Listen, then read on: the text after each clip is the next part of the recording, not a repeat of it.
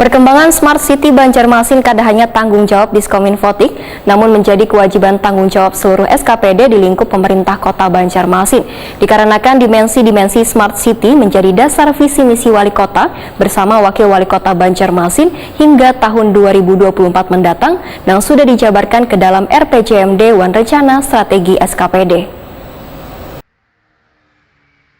Perkembangan Smart City Banjarmasin kada hanya tanggung jawab Diskominfotik, namun menjadi kewajiban tanggung jawab seluruh SKPD di lingkup pemerintah kota Banjarmasin. Dikarenakan dimensi-dimensi Smart City sudah menjadi dasar visi misi wali kota Banjarmasin, wakil wali kota Banjarmasin hingga tahun 2024 mendatang, yang sudah dijabarkan ke dalam RPJMD Wan Rencana Strategi SKPD. Demikian dipadahkan Kepala Dinas Kominfotik Banjarmasin Windiasti Kartika. Lawan Prima TV usai rapat bersama Komisi 3 DPRD Banjarmasin jelang tengah hari Selasa 6 September 2022.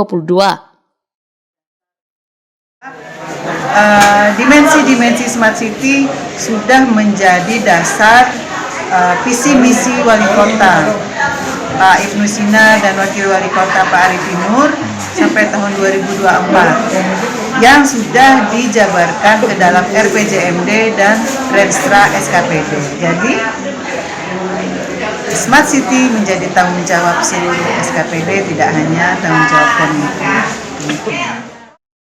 Wakil Ketua Komisi 3 DPRD Banjarmasin Afri Zaldi menyambut baik bila Banjarmasin kedepannya sudah Smart City, sehingga Dinas Komunikasi Informatika Wan Statistik Banjarmasin benar-benar menjadi salah satu dinas penunjang visi misi wali kota wan wakil wali kota Banjarmasin. Sehingga melalui kota Smart City maka sebaratan anggaran yang nantinya dikelola oleh Diskominfotik harus saling berhubungan, supaya sebaratan informasi yang ada di pemerintah kota tersalurkan atau tersampaikan kepada warga dengan baik. Nah, jadi dari Smart City ini seluruh anggaran yang nantinya dikelola oleh Kominfo ini harus berhubungan dengan bagaimana agar seluruh informasi yang ada di pemerintah kota itu tersalurkan atau tersampaikan kepada masyarakat dengan baik. Jangan sampai nanti Kominfo ini mengelola konten-konten yang sifatnya hanya seremonial. Kita berharap Kominfo ini bisa berkamuflase untuk menjadi salah satu sarana atau corong dari pemerintah kota menginformasikan terkait berbagai macam kegiatan. Ada kegiatan kesehatan, pendidikan, pembangunan, sosial, dan lain-lain, ataupun yang bersifat informasi atau sosialisasi yang dimiliki oleh seluruh SKPD. Jadi Kominfo kedepannya menjadi salah satu dinas yang mensinergikan seluruh SKPD yang ada di kota Banjarmasin. Politisi Partai Amanat Nasional ini pun berharap Diskominfotik Banjarmasin mempunyai program untuk membuat beranda kota lebih bagus, sehingga pekerjaan yang dilakukan oleh SKPD bisa diketahui atau dilihat. Selain itu, Afri Zaldi pun berharap sebaratan kota Seribu Sungai ini Smart City-nya bisa terhubung, bukan kedada lagi nang blank spot atau nang kada terhubung.